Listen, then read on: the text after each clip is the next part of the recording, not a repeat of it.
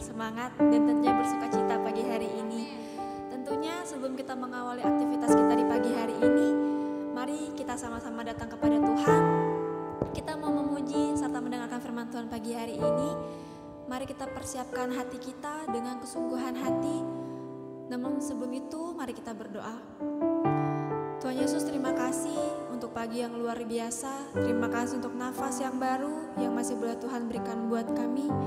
Tiba saatnya Tuhan, kami akan memuji, menyembah Engkau serta mendengarkan firman-Mu. Kiranya Engkau hadir Tuhan di tengah-tengah kami.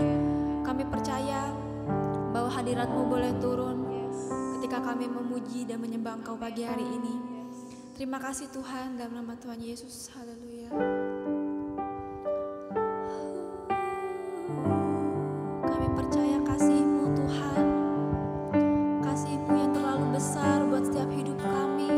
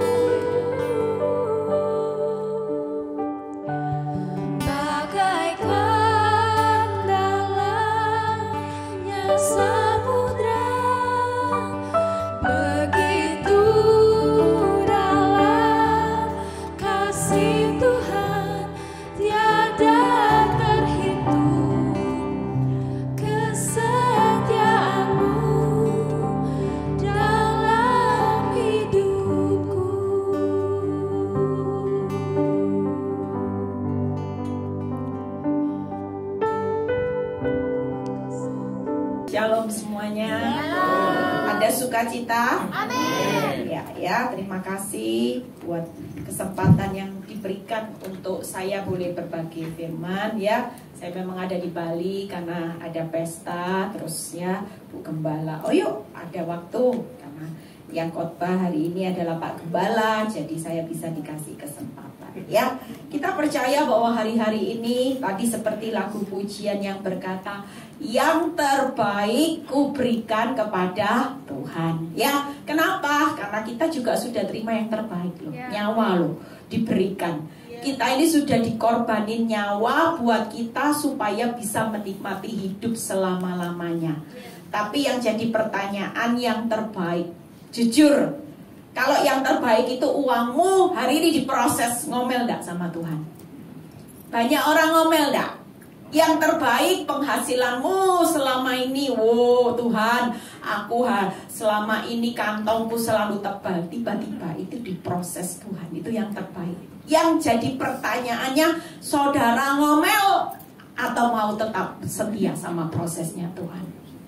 Dulu yang terbaik buat saya adalah suami saya. Suami yang limited edition, tidak ada duanya. Ya, yang menyakiti hidup saya sampai bertahun-tahun, ternyata itu yang terbaik.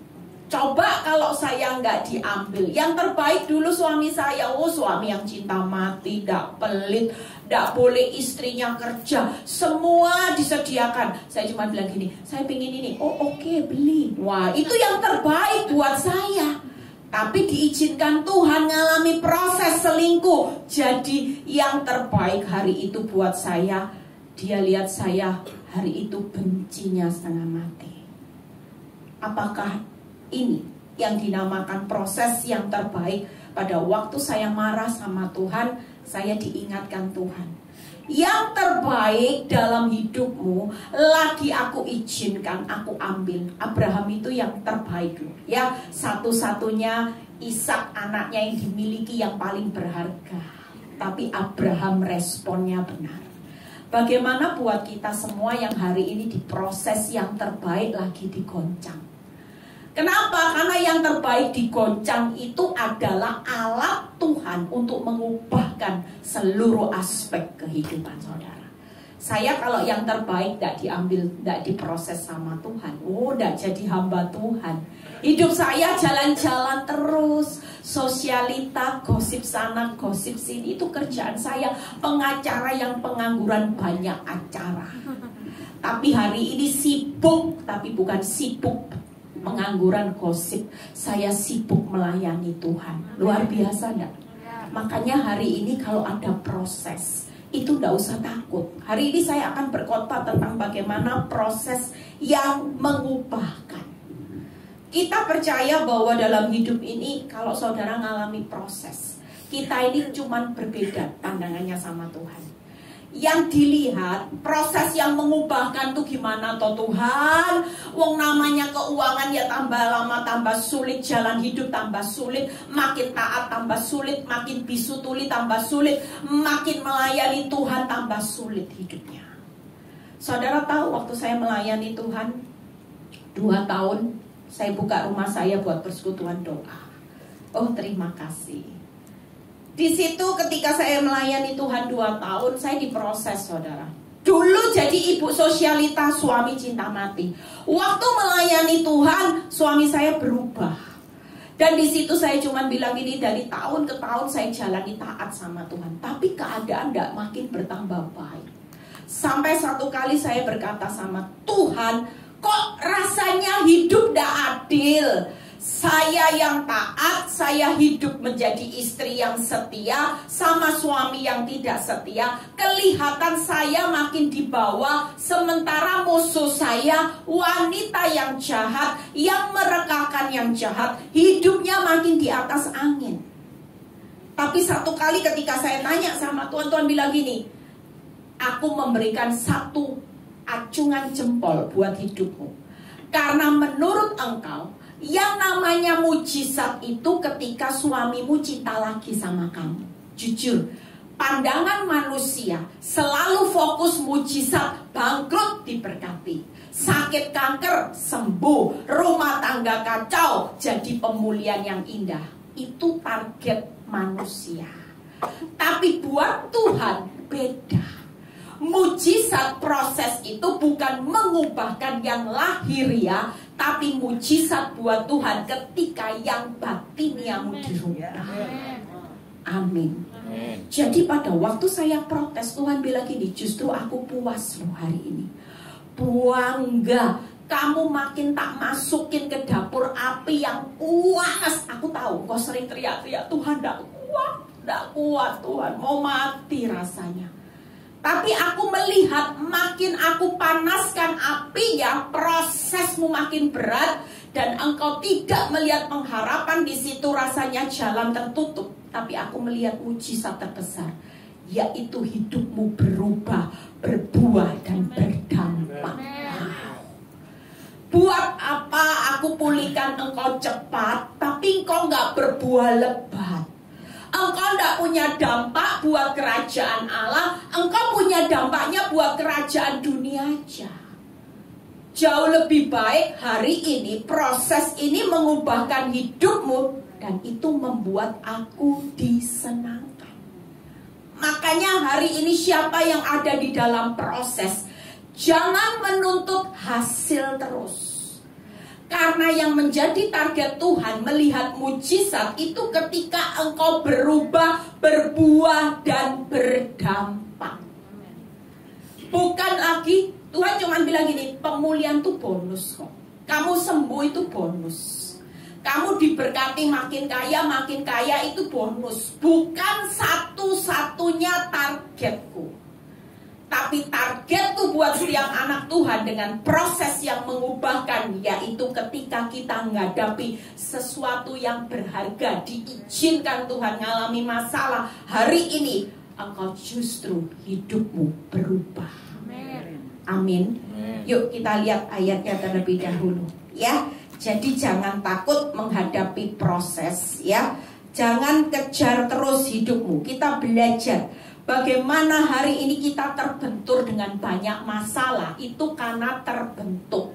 Jadi terbentur masalah keuangan gak selesai-selesai, masalah rumah tangga gak apa-apa. Makin dibentur-benturin makin terbentuk karakter Kristus. Amin.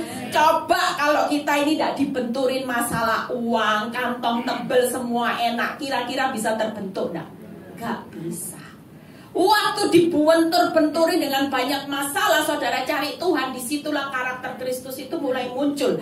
Buka Kejadian 45 ayat 8. Jadi proses yang mengubahkan itu pasti. Saudara tidak perlu kejar kapan Tuhan aku dipulihkan, karena kita percaya dengan proses. Seperti seorang Yusuf melewati proses yang tidak mudah. Di situ dia melihat bagaimana hidup penyertaan Tuhan itu terjadi. Jadi bukanlah kamu yang menyuruh aku ke sini, tetapi Allah. Lihat ya, dialah yang telah menempatkan aku sebagai bapak bagi Firaun. Lihat ya, tuan atas seluruh istananya dan sebagai kuasa atas seluruh tanah Mesir. Jadi ayat ini berbicara, ketika saya baca renungkan, saya cuma bilang gini, iya ya, suatu kali kalau suami saya datang dengan penyesalan, minta maaf dengan segala perbuatan yang telah dilakukan, saya nggak perlu bilang gini, rasain lu dulu nyakitin aku kan, nah sekarang penyesalan waktu hidupmu sudah kebentur masalah, yaitu rasain, enggak. Tapi saya akan belajar seperti seorang Yusuf yang berbesar hati, punya pikiran yang positif. Saya akan ngomong gini sama suami saya, gak usah menyesal, gak apa-apa, justru aku yang kamsya, terima kasih. Gara-gara perbuatanmu itu, ternyata itu menggenapi rencana Allah sampai saya dirubah. Sekolah kehidupan, dari ibu sosialita jadi hamba Tuhan. Amin. Ini yang dilakukan Yusuf. Saudara jangan main-main. Lihat 3 kata ini saudara. Sebenarnya dengan proses itu pasti mengubahkan hidupmu di depan jauh lebih baik. Kenapa? Ini yang dikatakan tuh. Dialah yang menempatkan aku sebagai Bapak. Sudah Bapak jadi Tuan. Sudah jadi Tuan, jadi penguasa. Di upgrade berapa status saudara?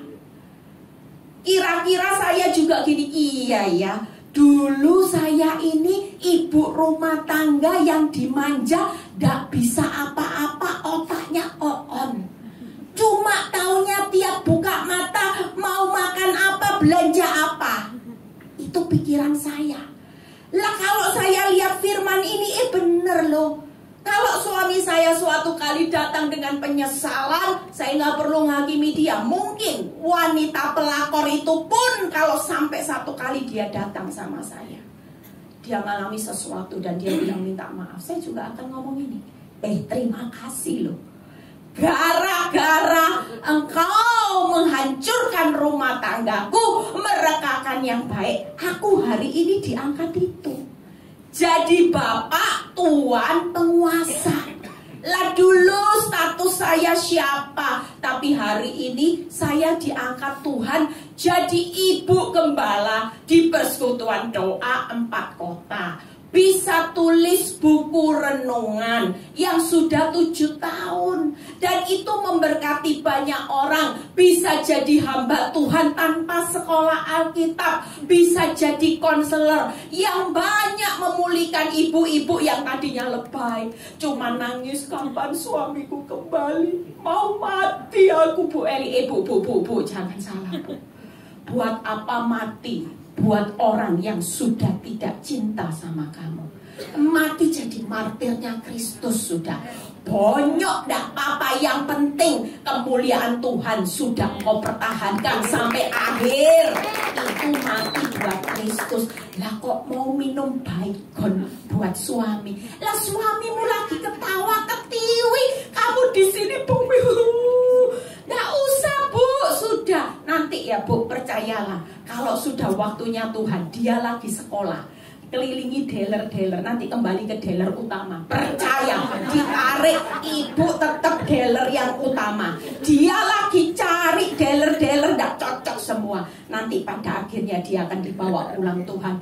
Iya ya, ternyata pasanganku yang utama, yang mula-mula, yang kamu, yang memang. Apa yang dipersatukan Tuhan tidak bisa dipisahkan manusia sampai maut.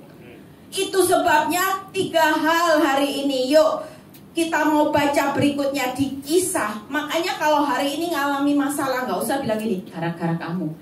Gara-gara kamu Pak, bangkrut Pak, sekarang bangkrut. Gara-gara kamu, nggak usah sudah. Semua yang sudah terjadi, kira-kira kalau kita salah, Tuhan tahu enggak kita ini debu? Tahu dah, debu punya banyak kelemahan dah. Tuhan menghakimi debu dah. Kalaupun kita gagal, Tuhan bilang gini, iyalah nak, enggak apa-apa. Wong orang benar itu gagal berkali-kali, yang penting kamu bangkit. Waktu kamu bangkit, aku pasti tempatkan kamu pada posisi Bapak, jadi Tuan dan penguasa. Coba kalau Yusuf hari itu gagal berulang kali dan dia tidak move on, dia tidak bangkit, tidak akan lihat semua yang Tuhan sudah sediakan. Kisah Rasul, yuk kita buka 7 ayat 9 sampai 10. Kisah Rasul 7, apa yang akan Tuhan lakukan hari-hari ini di tengah yang terbaik sedang digoncang. Ya, yang terbaik dari hidupmu dulu, engkau besar perhatiannya sama uang daripada Tuhan. Besar fokusnya ke suami daripada Tuhan. Ya, saya lihat banyak orang yang hari-hari ini bingung dengan kesehatan. Di prosesnya kesehatan. Yang bingung khawatir sama uang, ya prosesnya uang. Yang bingung khawatir sama pasangan hidupnya, terlalu mencintai pasangan hidupnya melebihi Tuhan, ya pasangan hidup saya itu dulu. Saya cinta suami saya melebihi Tuhan. Suami segala-galanya, bukan Tuhan segalanya. Kisah Rasul, yuk kita. Karena iri hati, bapak-bapak leluhur kita menjual Yusuf ke tanah Mesir. Lihat ya. Tetapi Apapun yang terjadi hari ini, orang mau rekakin yang jahat sama hidupmu sampai hancur. Engkau mengalami proses sampai engkau jadi orang taat, orang benar, tapi ada proses, tidak apa-apa. Tetapi Allah menyertai saudara dan saya dan melepaskannya dari segala, bukan satu bagian, penindasan serta menganugerahkan kepadanya kasih karunia dan hikmat ketika ia menghadap Raja Firaun dan Raja Mesir. Firaun mengangkatnya menjadi kuasa atas Mesir dan atas seluruh istananya. Jadi hari ini apapun proses itu bukan arahnya menghancurkan, selalu arahnya dibawa Tuhan naik, jadi kepala, bukan turun, berhasil, beruntung. Itu pasti. Tapi hari ini kalau proses itu pasti mengubahkan sesuatu jauh lebih baik, yang mau Tuhan mau, yaitu kita harus kuat sampai lihat proses ini mengubahkan. Amin. Bukan hanya mengubahkan yang lahiriah, yang batinnya juga berubah. 3 hal PowerPoint saya bisa dibuka. Apapun proses yang mengubahkan. Hari ini proses itu pasti mengubahkan, tidak usah takut. Uangmu diproses pasti. Kalau ada penyertaan Tuhan, yang hilang itu pasti kembalikan. Amin. Pasti ada kelepasan. Itu tadi. Yang ketiga, hidup ini selalu berjalan dengan anugerah. Tidak peduli. Ada banyak orang yang saya lihat ya, usahanya hari-hari ini diberkati Tuhan tuh hanya anugerah. Ada orang yang dulu buka toko pernah kesaksian. Dia bilang gini, Bu, saya ini buka usaha, kanan kiri ini raksasa. Jadi toko yang besar-besar. Kalau saya mau bersaing dengan harga, modal mereka jauh lebih kuat. Tidak mungkin saya punya kuat bisa jual harga itu seperti yang kanan kiri mau kerjain buka usaha itu banting-bantingan harga. Mereka semua pada raksasa. Tapi buat saya kalau ngikuti perusahaan yang kanan kirinya besar, kira-kira kuat tak? Tidak mampu. Tapi hidup saya hanya mengandalkan Tuhan. Bukan mengandalkan modal yang dia punya, karena dia tidak punya modal, saudara. Mengandalkan Tuhan, hidup dalam anugerahnya. Tiap buka toko dia bilang ini toko diberkati Tuhan. Ini toko diberkati Tuhan dengan anugerahnya setiap hari. Saudara tahu hari ini dia bersaksi, toko kanan kirinya tutup, dia yang beli, saudara.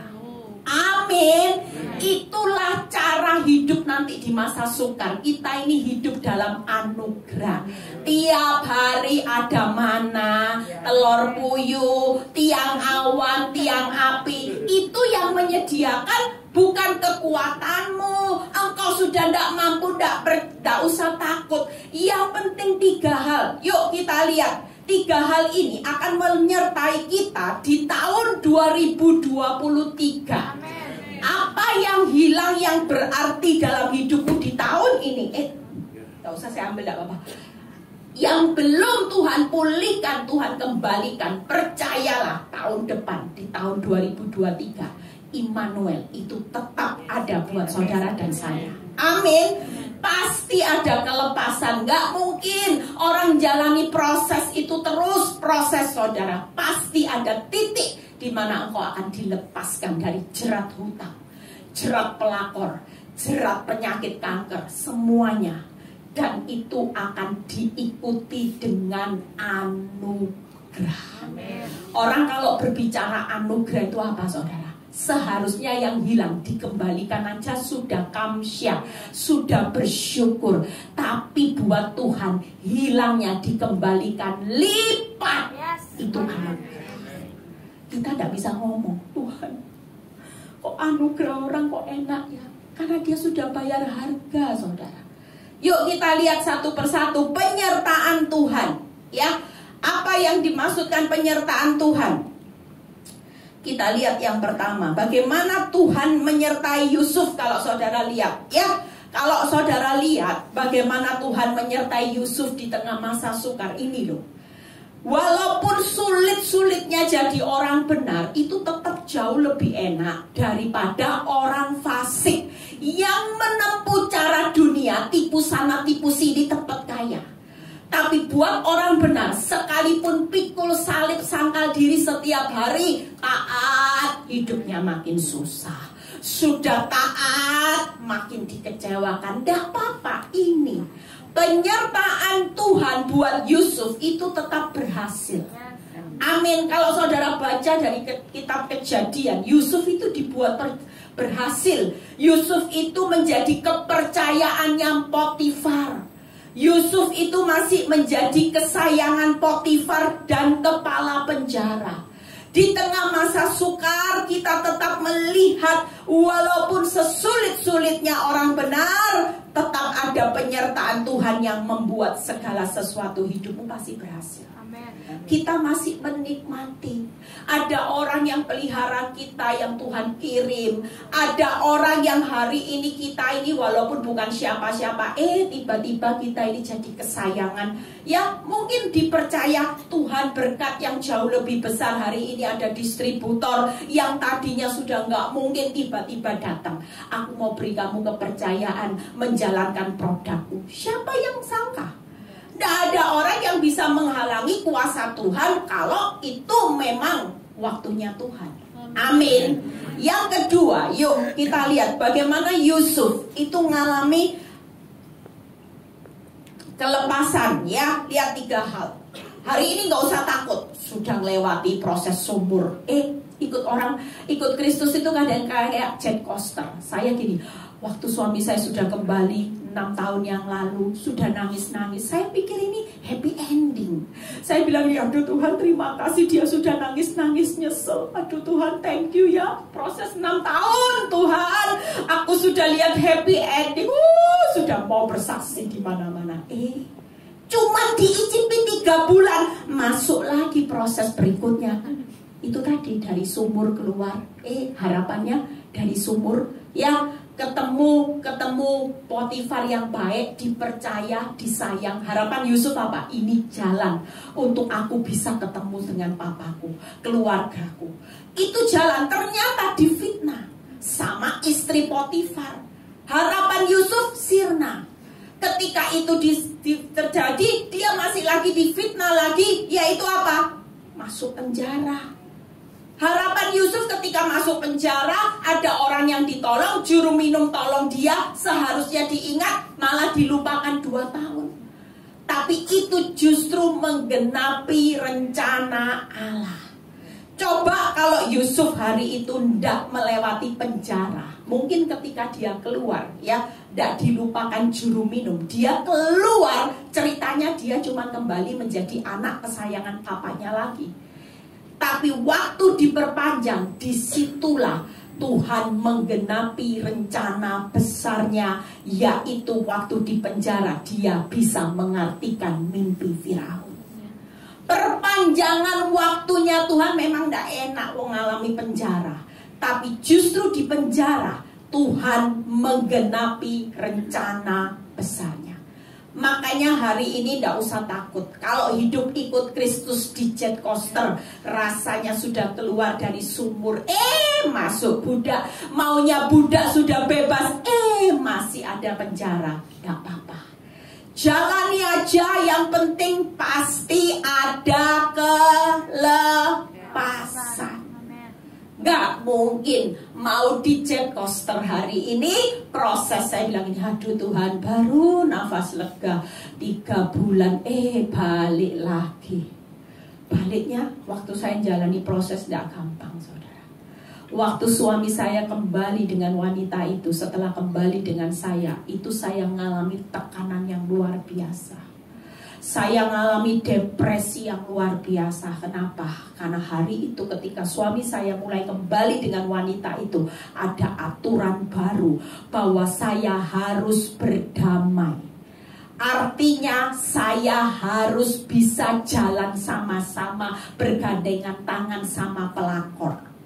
Saya bisa tamasya bersama-sama dengan wanita pelakor. Coba saudara, sudah disakiti hati, Harapan saya kamu minta maaf sama saya lagi, ternyata dia buat peraturan baru. Saya menjalani proses jauh lebih berat, saudara.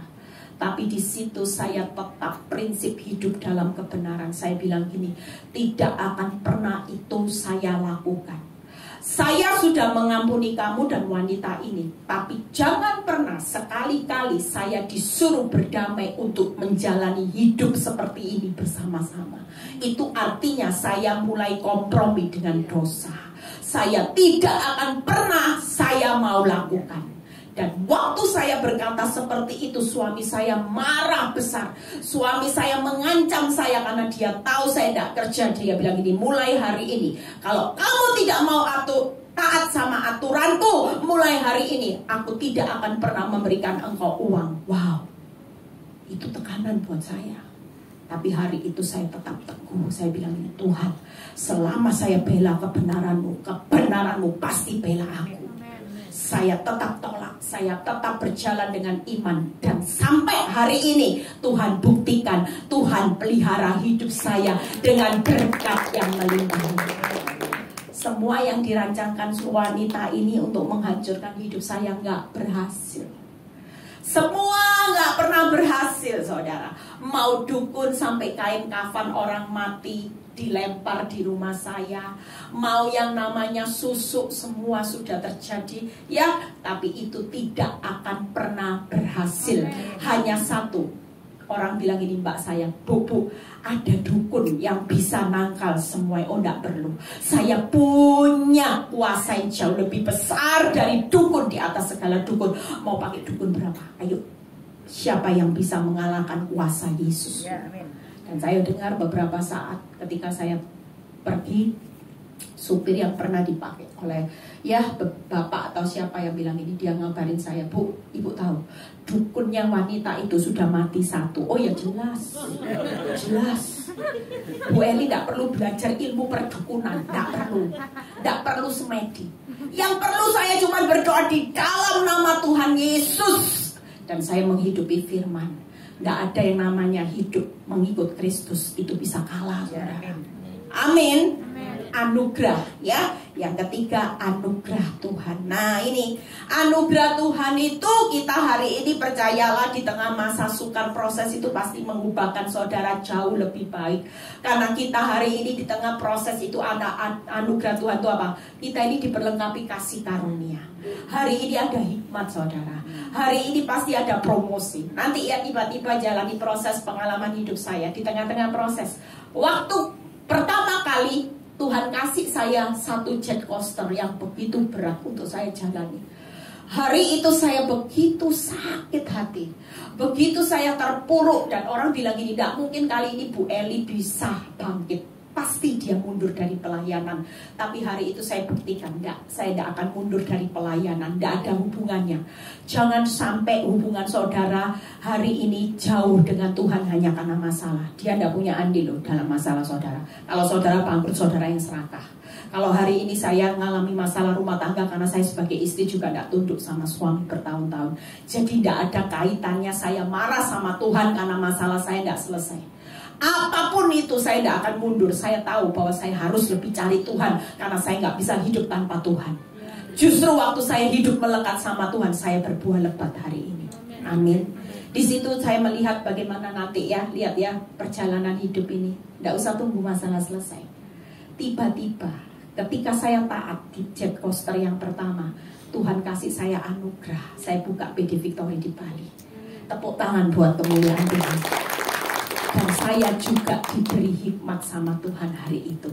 Dari orang yang on, ya, gak bisa apa-apa. Saya bisa tulis buku renungan. Buku renungan itu Tuhan bilang gini, kamu mulai bangkit. Buat tulisan renungan Tuhan. Otaknya siapa? Hikmatku. Jangan takut, yang penting kamu melangkah. Saya mulai tulis kecil-kecil, singkat. Saya share di Instagram. Loh, kok banyak yang komen? Banyak yang komen. Tiba-tiba terus saya mulai. Dan waktu terakhir, kalau saudara lihat renungan saya yang terakhir sudah beberapa tahun terakhir, Dulu kalau buat renungan di awal, kalau saudara lihat, semuanya nggak ada poin. Saya terabas saja. Itu pun memberkati orang. Saya nggak ngerti pokoknya Tuhan ngomong apa, saya terabas. Nggak tahu poinnya di mana. Yang penting kuat semangat.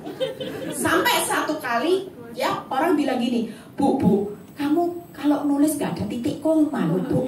Lah memang saya ini gak pintar loh Pak. Ya apa ya Pak ya. Saya gak tahu titik koma di mana lah. Yang baca ini bingung kadang-kadang. Memang endingnya tahu tapi bacanya setengah mumet Bu Eli. Harus tak ulang nih. Apa ini poinnya? Akhirnya saya bilang sama Tuhan, Tuhan, kalau kamu memang percaya sama saya, tolong kasih saya hikmat 3 poin. Sudah, kalau 4 poin saya juga gak sanggup nanti. Otak. Namanya ibu-ibu kadang-kadang otaknya lemot ya. Kalau disuruh ngafal, coba ibu sebutkan 1, 2, 3, masih hafal. Keempat, apa ya Bu Eli tadi khotbahnya? Paling ideal memang 3. Hari ini kalau disuruh, oh Bu Eli tahu, bisu tuli buta, oh pintar. Coba ada keempat, nggak hafal. Dari situ saya bilang, Tuhan kasih saya hikmat ya Tuhan. Ayo Tuhan 3 poin. Kalau memang Tuhan mau pakai hidup saya, Tuhan akan buktikan hikmat itu. Sampai hari ini selalu buat renungan 3 poin. Itu hebatnya Tuhan. Dan promosi di tengah proses. Gak usah tunggu saya teletabis sama suami baru promosi. Gak usah. Promosi Tuhan, surprise door prize-nya kaget-kaget itu ada saudara. Makanya hari ini jalani aja. Nggak selesai, nggak apa-apa. 1 pintu buka banyak pintu, saudara. Lah kalau nungguin 1 pintu terus, kapan lihat banyak pintu? Kayak saya hari ini, saya sukacita. Lihat tiap kali saya buka mata, saya baca chat. Orang mau bunuh diri, nggak jadi bunuh diri. Orang rumah tangganya hancur pulih. Orang yang sudah keuangannya defisit hari ini bisa bangkit menghadapi hutang, menghadapi semua. Kira-kira itu sukacita saya nggak? Oh iya.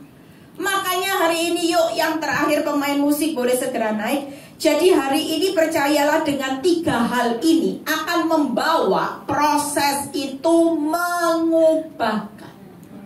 Yang saudara kejar hari ini jangan ubah yang luarnya terus. Ubah mulai sekarang. Tuhan, targetmu berhasil, bonus pasti ngikuti orang benar. Amin. Lah kalau targetnya Tuhan tidak berhasil Bu Eli, ya diproses terus. Padang gurun tidak selesai-selesai. Dilihat tahun 2022 catatannya. Misal Bu Shirley ya, saya pinjam. Bu Shirley dari tahun 2022 ngomel terus. Dilihat bersungut-sungut terus. Dimaki orang bodoh, ya bodoh sendiri. Lulus enggak? Tidak akan pernah malaikat diperintahkan ambil duri dalam daging Bu Shirley, tidak ada. Tambahi bebannya Bu Shirley supaya tidak jadi orang bebal. Pusing tidak saudara? Hari ini yuk kita mau memasuki tahun 2023. Jangan keraskan hati. Target Tuhan itu tetap dia prioritas. Wong dia Tuhan kok enak. Targetmu Tuhan berkati aku, pulihkan aku, mujizat. Oh enggak, itu cuma ngikuti.